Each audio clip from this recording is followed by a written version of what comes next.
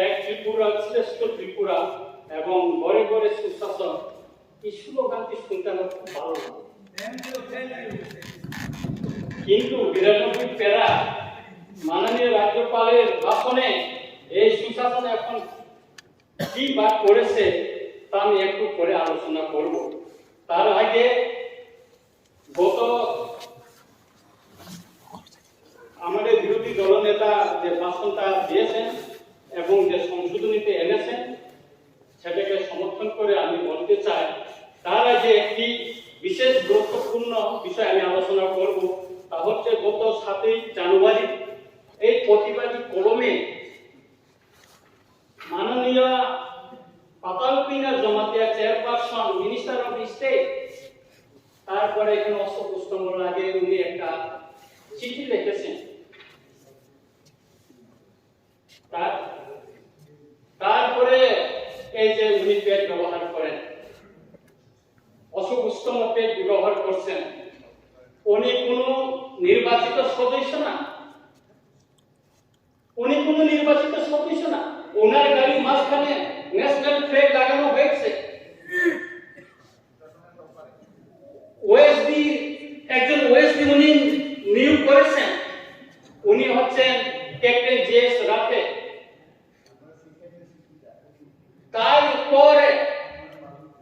তারপরে আমি আপনাকে বলছি, এটা তো আপনারই শিক্ষক, আপনি তো ওনার অ্যাডভাইজার। তারপর ওনার টিআরপিসিতে মাননীয় ডেপুটি স্পিকার স্যার, ওনার যে টিআরপিসিতে বেতন দিতে পারছে না, সেখানে আন্দোলন চলছে, বেতন দিতে হবে। আর উনি ইংরেজি নববর্ষে সেই অঙ্কিতে গিয়ে খুব দেশ দিয়েছে, খুব ডিস্কো দেশ দিয়েছে সেখানে। আর ওইদিকে ওনার অফিসে কর্মচারীর বেতন না পেয়ে আন্দোলন করছে। আমি আপনার মাধ্যমে মাননীয় মুখ্যমন্ত্রীকে জিজ্ঞেস করতে চাই যে একজন টিআরপিসি চেয়ারম্যান এবং যিনি নির্বাচিত বিধানসভার সদস্য না, তিনি অশোক স্তম্ভ লাগিয়ে তিনি পেশ করতে পারেন কিনা, বিষয়টা আমি মাননীয় মুখ্যমন্ত্রীর কাছ থেকে জানতে চাই।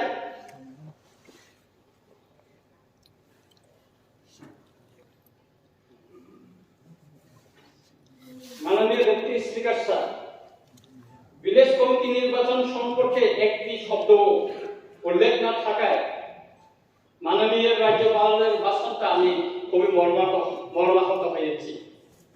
কারণ প্রায় ৩ বছর যাবৎ এডিসি এলাকায় ৫৮৭ ভিলেজ কমিটিতে কোনো নির্বাচিত প্রতিনিধি নেই, যার ফলে প্রতিটি ভিলেজ কমিটিতে বেনিফিশিয়ারি সিলেকশন, রেগার কাজকর্ম বন্টন, প্রশাসনের নানা জিনিসপত্র বিলি নিয়ে লাগাতার জানলে লেগে আছে। কোথাও কোথাও সংঘর্ষ হচ্ছে, ভিলেজ কমিটি অফিস ক্ষুব্ধ জনগণ তালা দিয়ে আন্দোলন করছে। এমন গুরুত্বপূর্ণ বিষয় মাননীয় রাজ্যপালের ভাষণে কোথাও একটি শব্দ উল্লেখ করলেন না তিনি, বরং তিনি যেটা গণতন্ত্র যে ব্যবস্থা সেটাকে কার্যকরী করার জন্য কোন পদক্ষেপ না নিয়ে বরং নীরবে তিনি গণতান্ত্রিক ব্যবস্থাকে সমর্থন করে গেলেন ওনার ভাষণে। তাই মাননীয় রাজ্যপালের ভাষণকে কোনোভাবেই সমর্থন করতে পারছি না মাননীয় ডেপুটি স্পিকার স্যার।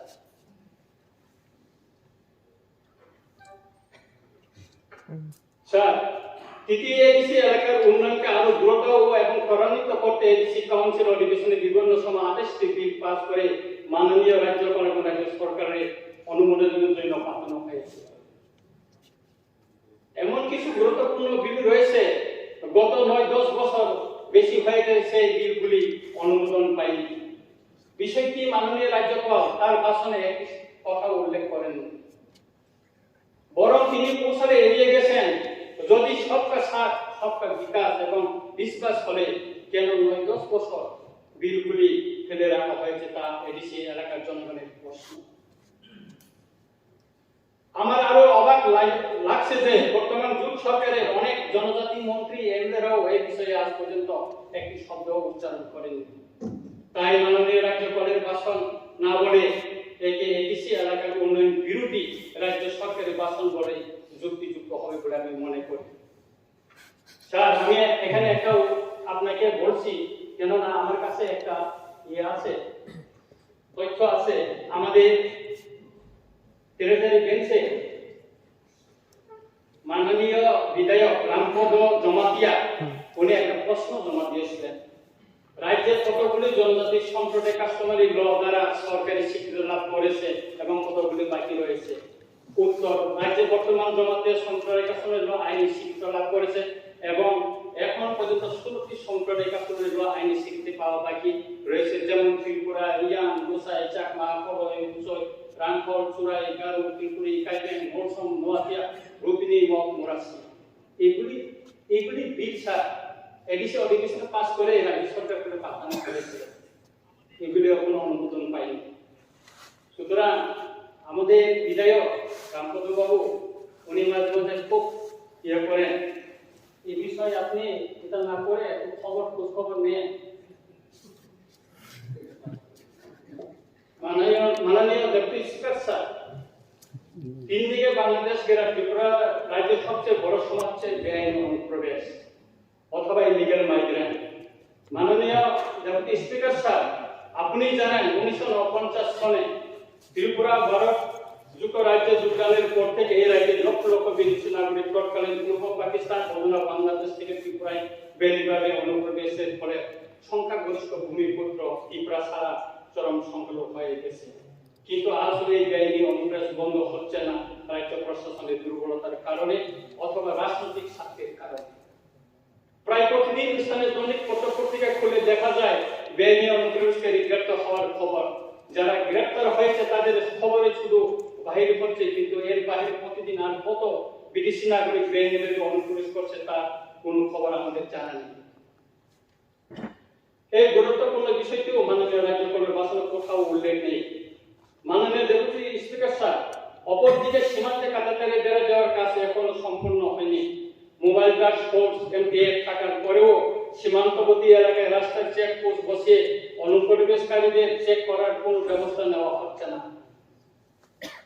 আমার অনুরোধ হলো এই গুরুত্বপূর্ণ ইস্যুটি রাজনৈতিক স্বার্থ বিবেচনা না করে দেশের নিরাপত্তার প্রশ্নে অবিলম্বে বেআইনি অনুপ্রবেশ বন্ধ করতে হবে এবং এনআরসি চালু করে প্রকৃত ভারতীয়দের জাতীয় অস্তিত্ব রক্ষার জন্য যথাযথ ব্যবস্থা করতে হবে।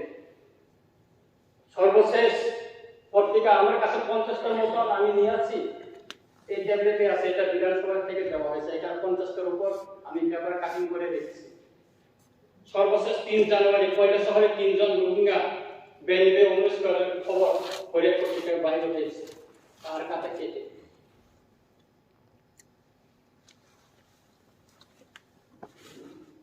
মাননীয় ডেপুটি স্পিকার স্যার, শিক্ষা হচ্ছে জীবনের আলো।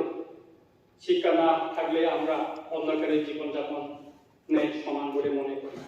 তাই 2018 সনের বিধানসভা নির্বাচন আগে বর্তমান বিজেপি এবং আইপিএফ জোট সরকারের নেতা নেত্রী এবং কেন্দ্রীয় মন্ত্রী সহ দলের পর্যবেক্ষকরা প্রতিশ্রুতি দিয়েছিল, যদি বিজেপি আইপিএফ জোট সরকার ক্ষমতায় আসে তাহলে প্রতিটি বিধানসভা কেন্দ্রে একটি করে ডিগ্রি কলেজ স্থাপন করা হবে বলে। কিন্তু 5 বছর পেরিয়ে 6 বছর পূর্ণ হতে মাত্র 2 মাস বাকি রয়েছে। এডিসি এলাকা অথবা এসটি রিজার্ভ বিধানসভা কেন্দ্রে একটু কোনো ডিগ্রি কলেজ হবে।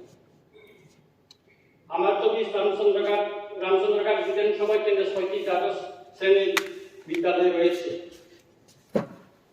ক্লাস 12 পাস করার পর ওই 6টি স্কুলের ছাত্রছাত্রীরা ডিগ্রি পড়ার জন্য হয় যেতে হয় নতুবা আগরতলায় আসতে হয়।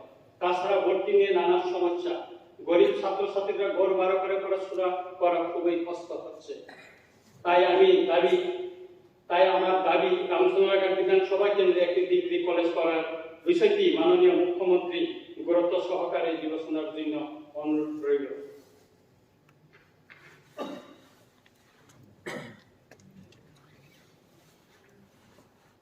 মাননীয় ডেপুটি স্পিকার স্যার, আপনি প্রতিদিন দৈনিক পত্রিকায় নিশ্চয়ই লক্ষ্য করেছেন যে মাঝে মাঝে বিভিন্ন এসডিএম অফিস থেকে ভুয়া কাগজপত্র জোগাড় করে দালালের মাধ্যমে বেআইনি অনুপ্রবেশকারী বিদেশি বাংলাদেশিরা Aadhaar card, ration card, PAN card এবং পার্মানেন্ট রেসিডেন্ট সার্টিফিকেট অথবা পিআরটিসি বাহির করে নেওয়া খবর। শুধু পত্রিকার খবর বাহির হলেই আমরা কিছুটা জানতে পারি কি হচ্ছে এসডিএম অফিসগুলিতে। এর বাইরে দৈনন্দিন আর কত ভুয়া কাগজপত্র জোগাড় করে দালালের মাধ্যমে কাগজপত্র করে দিচ্ছে তার কোনো হিসাব নেই। এসডিএম অফিসের কিছু সরকারি কর্মচারীর সহযোগিতায় এমন তা হচ্ছে বলে জনগণের অভিযোগ পত্র পত্রিকায় লেখা হচ্ছে। এই গুরুত্বপূর্ণ বিষয়টিও মাননীয় রাজ্যপালের ভাষণের কোনো উল্লেখ নেই। মাননীয় স্পিকার সাহেব, আমার অনুরোধ হলো মাননীয় মুখ্যমন্ত্রীর নিকট বিষয়টি গুরুত্ব হিসেবে বিবেচনা করে যথাযথ ব্যবস্থা নেওয়া, কারণ এর সঙ্গে দেশের নিরাপত্তা এবং জনগণের ভাগ্য নির্ধারণের ক্ষেত্রে রাজনৈতিক এবং সামাজিক সমস্যা বাড়াতে পারে। শুধু তাই নয়, মাননীয় স্পিকার সাহেব, এই ভুয়া কাগজপত্র করে বিদেশে যাওয়ার জন্য ইন্ডিয়ান পাসপোর্ট করে নিচ্ছে বলেও খবর রয়েছে।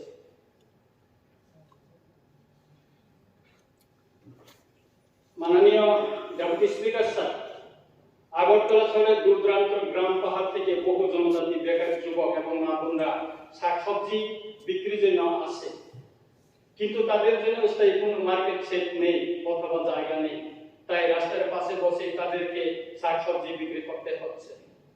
আগরতলা শহরে জনজাতি শাকসবজি বিক্রেতাদের এই সমস্যার কথা মাননীয় রাজ্যপাল তার ভাষণে উল্লেখ করেনি। মাননীয় স্পিকার স্যার, আমার দাবি হচ্ছে আগরতলা শহরে অন্তত কয়েকটি স্থানে জনজাতি বেকার যুবক এবং মা বোনদের শাকসবজি বিক্রির জন্য স্থায়ী মার্কেট সেট করে দেওয়া হোক।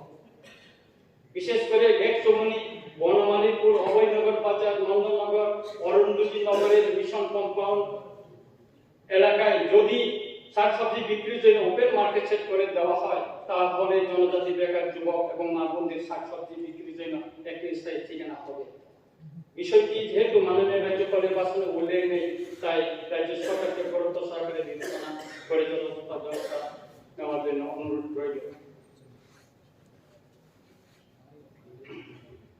মাননীয় ডেপুটি স্পিকার স্যার, আপনি জানেন 1988 সনে এবং 1993 সনে বিএনপি এবং এনডিএর সঙ্গে কেন্দ্রীয় এবং রাজ্য সরকারের দুটি শান্তি চুক্তি হয়েছে। বিএনপি চুক্তি আজ প্রায় 36 বছর হয়ে গেছে, অপরদিকে রাজ্য সরকারের সঙ্গে কেন্দ্রীয় শান্তি চুক্তি 31 বছর হয়েছে। দুঃখের কথা হলো এই দুটি শান্তি চুক্তির অধিকাংশ শর্ত এখনো পূরণ করা হয়নি অথবা রূপায়ণ করা হয়নি। মাননীয় স্পিকার স্যার, বিষয়টি গুরুত্বপূর্ণ হলেও মাননীয় রাজ্যপালের ভাষণে প্রথম স্থান পায়নি একটি শব্দ।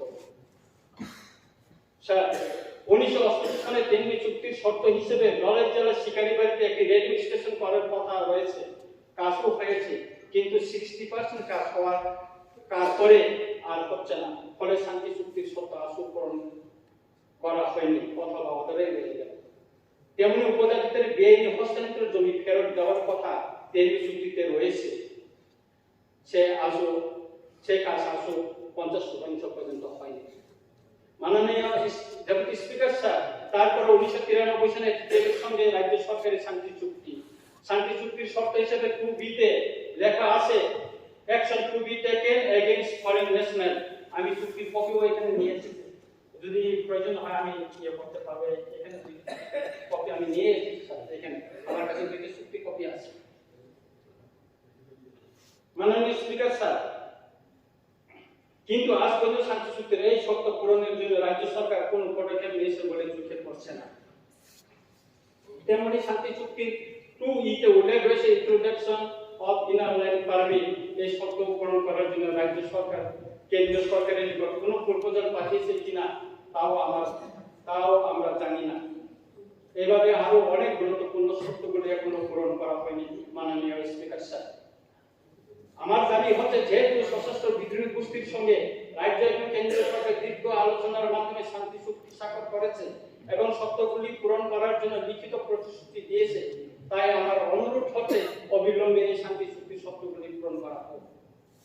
শুধু তাই নয়, আসাম চুক্তি নয়, ত্রিপুরাতেও এনআরসি চালু করে অবিলম্বে শান্তি চুক্তির শর্ত হিসেবে বেআইনি অনুপ্রবেশকারী বিদেশি নাগরিকদের শনাক্ত করার কাজ শুরু করা হোক। মাননীয় স্পিকার স্যার, শেষ করেন। অন্যটা তো স্যার আপনি 30 মিনিট 40 মিনিট দেন, আমাকে আর 5 মিনিট দেন স্যার। শেষ করে 5 মিনিট না 2 মিনিটে শেষ করে। স্যার, রামচন্দ্রগড় বিধানসভা কেন্দ্রে রামদয়াল ভিলেজ কমিটির অধীন গঙ্গারাজ কৃষা রয়েছে। সারা বছর এই নদীতে জল থাকে। এলাকার মানুষের দাবি হচ্ছে একটি সুইচ গেট করে নদীর জল আটকে শত শত কৃষি জমিতে ধান চাষ করা। বিষয়টি আমি দিশা মিটিং এবং প্রায় প্রতিটি ডিস্ট্রিক্ট মিটিং এ তুলেছি, কাজের কাজ কিছু হয়নি। এলাকাবাসীর তরফ থেকেও আমার ফরওয়ার্ডিং নিয়ে মাননীয় উপজাতি প্রধানমন্ত্রী সহ কৃষি দপ্তরের কর্মকর্তাদের নিকট বহু দরখাস্ত করেছে বলে আমাকে জানিয়েছেন। বিষয়টি কেউ কোনো গুরুত্ব দিচ্ছে না, তাই মাননীয় মুখ্যমন্ত্রী এবং কৃষি মন্ত্রীর নিকট আমার অনুরোধ হলো বিষয়টি গুরুত্ব সহকারে বিবেচনা করার জন্য। স্যার, বাইজানবাড়ি পুলিশ আউটপোস্টকে ফুল প্লেজেড পুলিশ স্টেশন ঘোষণা প্রায় 5 মাসের অধিক সময় পেরিয়ে গেছে। একসঙ্গে আরো কয়েকটি যে আউটপোস্টগুলিকে ফুল প্লেজেড পুলিশ স্টেশন ঘোষণা করা হয়েছে ইতিমধ্যে মাননীয় মুখ্যমন্ত্রীর হাত ধরে উদ্বোধন হয়ে গেছে। সম্প্রতি মাননীয় মুখ্যমন্ত্রী রামচন্দ্রগড় বিধানসভা কেন্দ্র পরিদর্শনে গেলে আমার অনুরোধে তিনি বাইজারবাড়ি আউটপোস্টে যান এবং সমস্যার কথা শুনেন। শুধু একটি এনওসির জন্য এই আউটপোস্টটি ফুল প্লেজেড পুলিশ স্টেশন উদ্বোধন করা যাচ্ছে না। আমি স্বাস্থ্য দপ্তরের ডাইরেক্টর থেকে পুলিশ ডিসি এসপি এবং মাননীয় মুখ্যমন্ত্রী বিষয়টিকে সমাধানের জন্য অনুরোধ করে চিঠি লিখেছি। চিঠি কপি আমার এখানে আছে, ঠিক আমি কপিগুলি নিয়ে আছি এখানে, এগুলি অনেক কপি নিয়ে আছে স্যার, এখানে আমার কাছে কপিগুলি আছে। তাই আমার অনুরোধ হচ্ছে মাননীয় মুখ্যমন্ত্রীর নিকট বিষয়টি গুরুত্ব সহকারে দেখেন এবং অবিলম্বে এনওসি দিয়ে এগুলি ব্যবস্থা করার জন্য। স্যার, আমার বক্তব্য আপনার কথা মতো শেষ করতেছে। মাননীয় বিরোধী দলনেতা শ্রী অনিমেষ দেবনাথের কাছে এক প্রশ্নের জবাবে 9/1/2024 তারিখে উত্তর দেওয়া হয়েছে। তাতে দেখা গেছে ট্রাইবাল ওয়েলফেয়ার ডিপার্টমেন্টে প্রচুর টাকা পড়ে রয়েছে। আমি কপিতে নিয়েছি।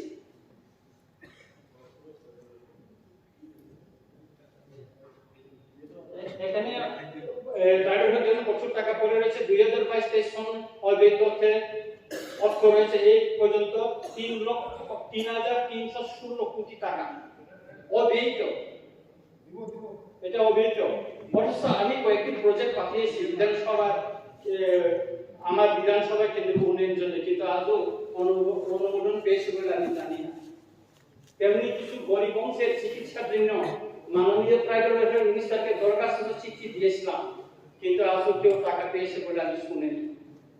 এই ব্যাপারে আমি ট্রাইবাল ওয়েলফেয়ার ডিপার্টমেন্ট মন্ত্রী অফিসে খবর নিয়ে জানতে পারলাম রামপুরে। অথচ অবৈধ অর্থের পরিমাণ বিধানসভা দেওয়া তথ্য অনুসারে 3,316 কোটি টাকা হয়েছে। তাহলে কোথায় রামপুরে? বিষয়টি মাননীয় মন্ত্রী মহোদয়কে গুরুত্ব সহকারে বিবেচনার জন্য আমার অনুরোধ রইল। পরিশেষে মাননীয় ডেপুটি স্পিকার স্যার, আমাদের বিরোধী দলনেতা যে বক্তব্য রেখেছেন রাজ্যপালের উপর আমি একে পূর্ণ সমর্থন করি এবং আমাদের সমস্ত বিরোধী দল যে মাননীয় রাজ্যপালের বক্তব্যের উপর যে সংশোধনী এনেছেন তা সংশোধন করে আবার ছাপানোর জন্য অনুরোধ রেখে আমার বক্তব্য শেষ করছি।